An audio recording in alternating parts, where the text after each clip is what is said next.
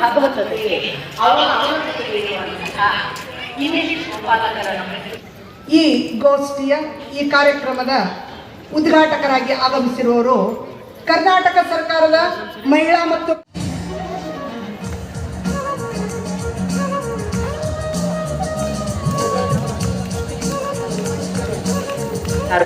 ಸಿದ್ದೇಶ್ವರ ಸ್ವಾಮಿಗಳ ಪ್ರಥಮ ಸ್ಮರಣೆಯ ನಿಮಿತ್ತ ಏನು ಇವತ್ತು ಮಹಿಳಾ ಸಂಸ್ಕೃತಿ ಮತ್ತು ಮಹಿಳೆ ನೀವು ಬರ್ಬೇಕು ಅಂತ ಹೇಳಿದ್ರು. ಬಹಳ ಭಕ್ತಿಯಿಂದ ಬಂದಿದ್ದೀನಿ. ಅವರ ಆದರ್ಶ, ಅವ್ರು ಇಲ್ಲ ಅಂದ ತಕ್ಷಣ ಅವರ ಆದರ್ಶ ನಮ್ಮ ಜೀವನದಲ್ಲಿ, ನಮ್ಮ ಮನದಲ್ಲಿ, ನಮ್ಮ ಸಮಾಜದಲ್ಲಿ ಇದೆ. ಇನ್ನೊಮ್ಮೆ ಅವ್ರನ್ನ ನೆನೆಸೋದ್ರ ಮುಖಾಂತರ ಅವರ ಆದರ್ಶ ಪಾಲನೆಗೆ ನಾವು ಚಾಲನೆ ಕೊಡೋಣ. ಈ ಗಂಡು ಮತ್ತು ಶ್ರೀಗಳ ಜೀವನ ಚರಿತ್ರೆಯನ್ನು ಪಠ್ಯವಾಗಿಸಬೇಕು. ಒಳಗೆ